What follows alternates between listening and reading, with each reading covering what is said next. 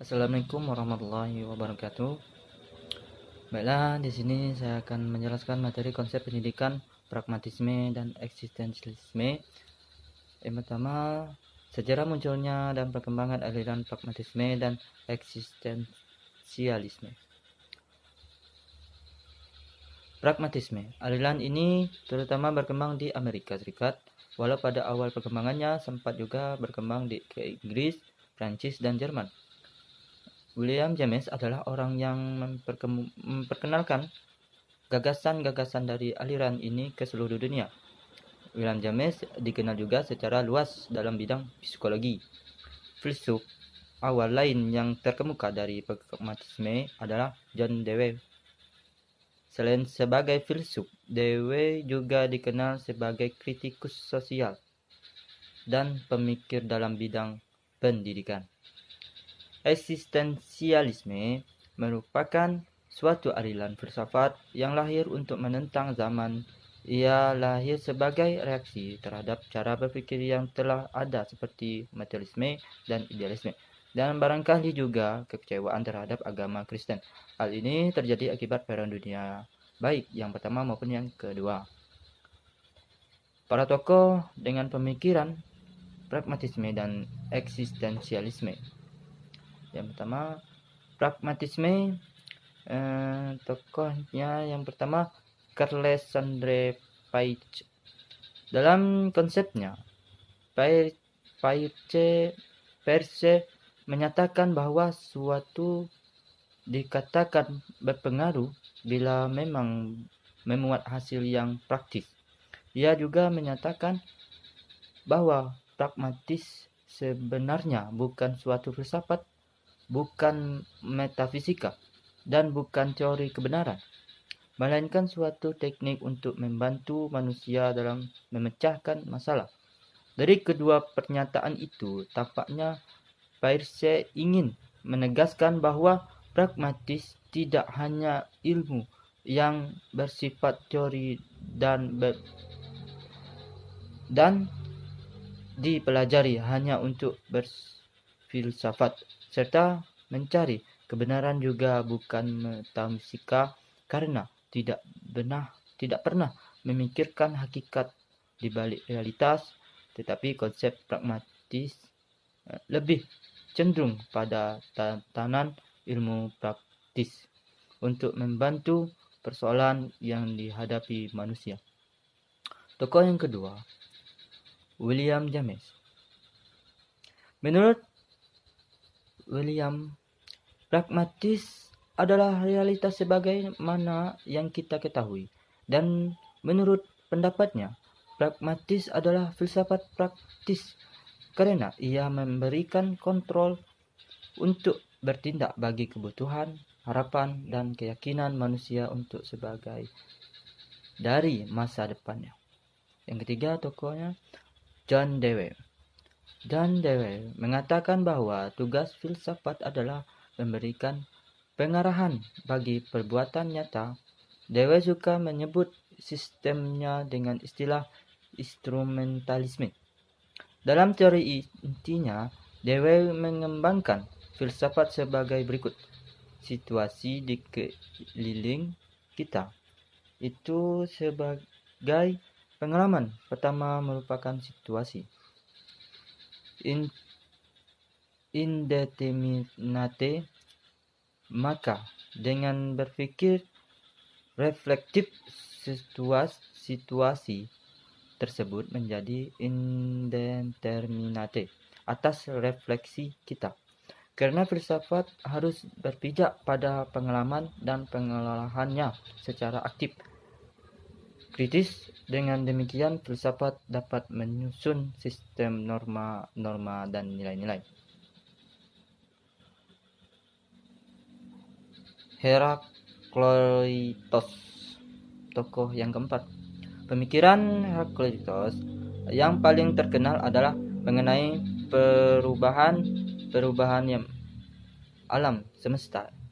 Ia terkenal dengan ucapannya Paterkai Uden Menei, yang berarti semuanya yang mengalir dan tidak ada satu pun yang tinggal tetap melalui ajaran tentang hal-hal yang bertentangan tetapi disatukan dengan logos Heraclitus disebut filsafat sebagai filsafat dialektik melalui ajaran tentang hal-hal yang bertentangan tetapi disatukan oleh logos Heraclitus disebut filsafat dialektis yang pertama dalam sejarah filsafat.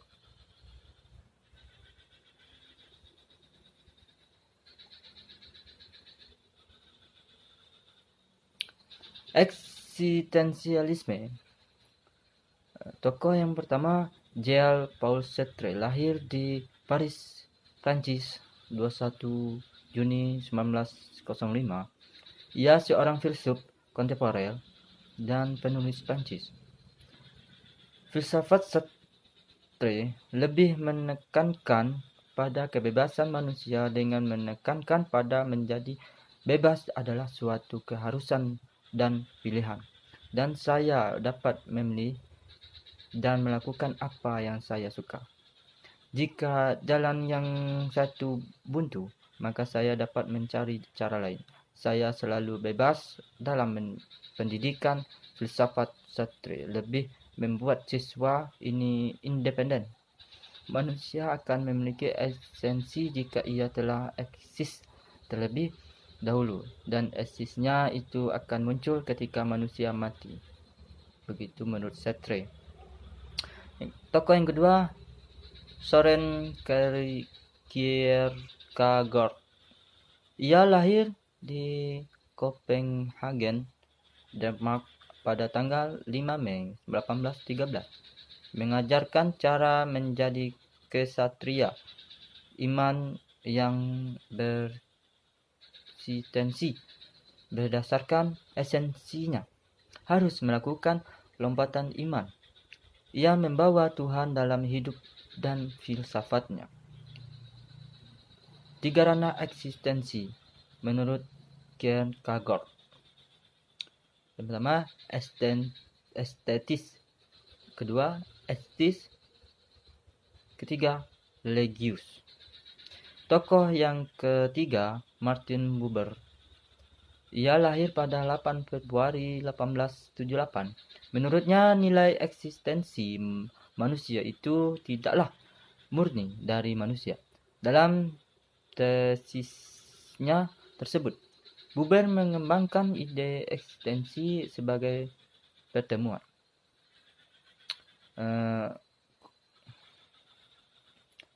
Baiklah, kita masuk bahasan itu. Konsep pendidikan yang ditawarkan oleh pragmatisme dan eksistensialisme terkait dengan guru, siswa, kurikulum, dan lain-lain.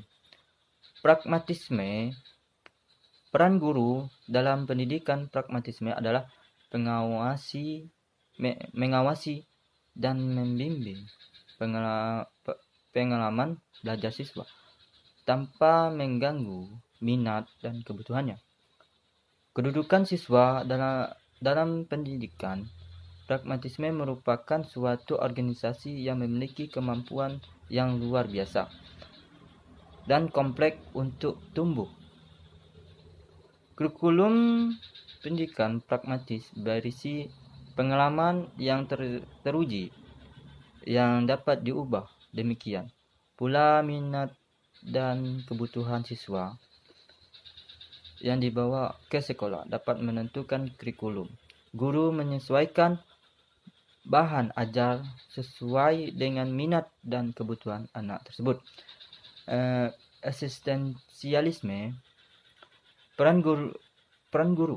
Seorang guru eksistensialis akan mendorong siswa-siswanya untuk bertanggung jawab dan dapat mengatasi dampak dari semua tindakan yang dilakukan mereka. Berani berbuat berarti berani menerima konsekuensinya. Siswa harus menerima bahwa konsekuensi tersebut adalah pilihannya. Namun, di waktu yang sama, murid tidak boleh menerima begitu saja sebagai sesuatu yang tidak bisa diubah.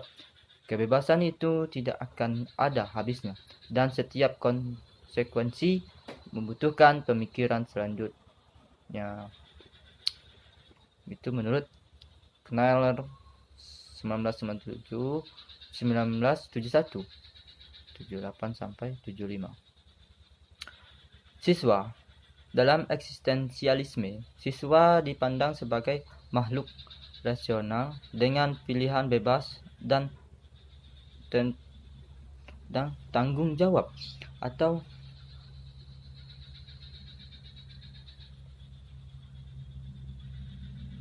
pilihan suatu komitmen terhadap pemenuhan tujuan pendidikan. Siswa harus aktif dalam mencari pengetahuan dengan tidak menutup pikiran dan hatinya, dan dengan selalu mencari kebenaran secara mendalam dari suatu yang sudah dimiliki.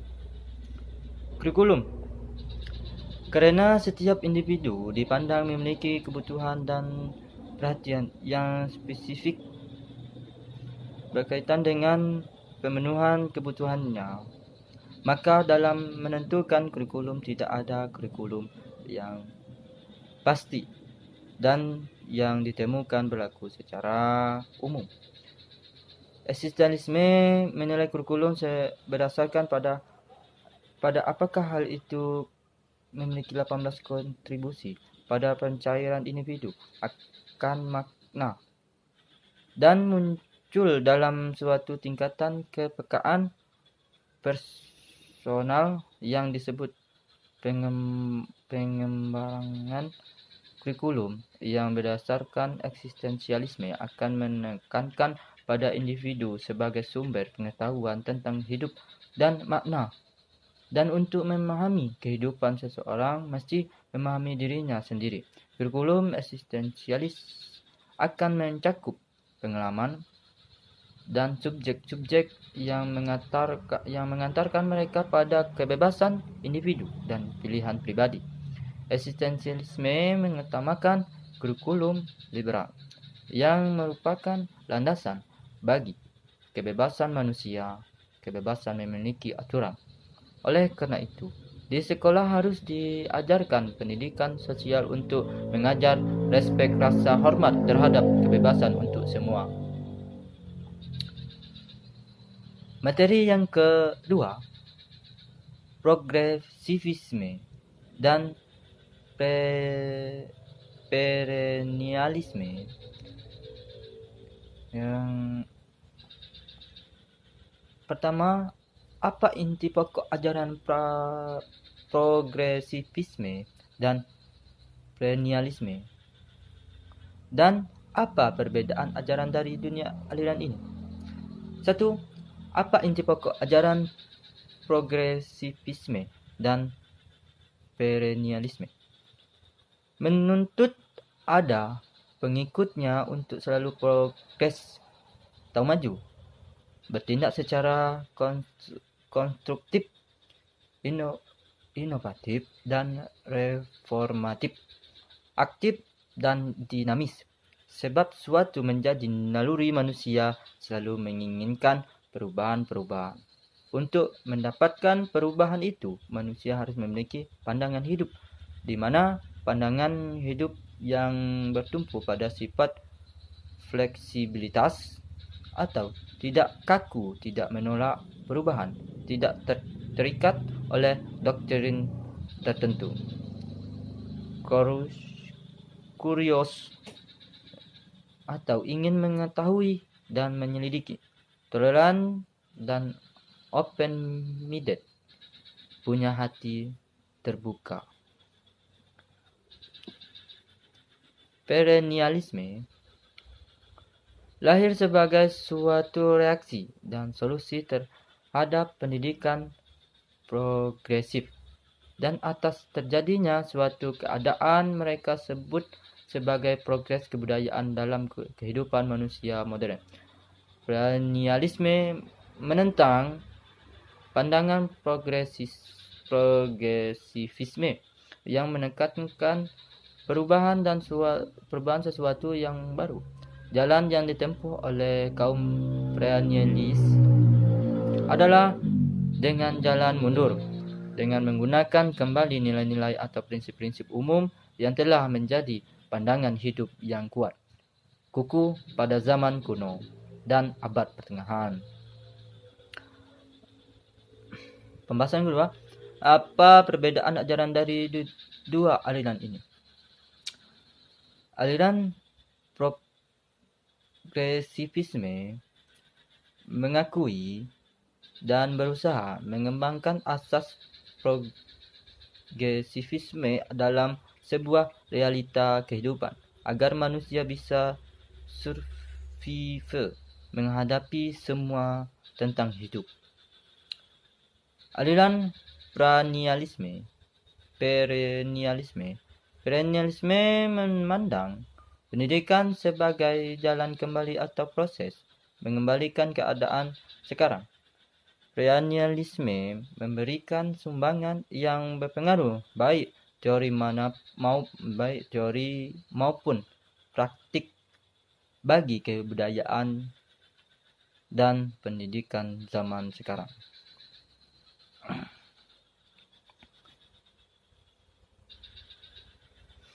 Bagaimana konsep pendidikan yang ditawarkan oleh progresivisme dan perennialisme baik terkait dengan tujuan pendidikan, guru, siswa, kurikulum, dan lain-lain.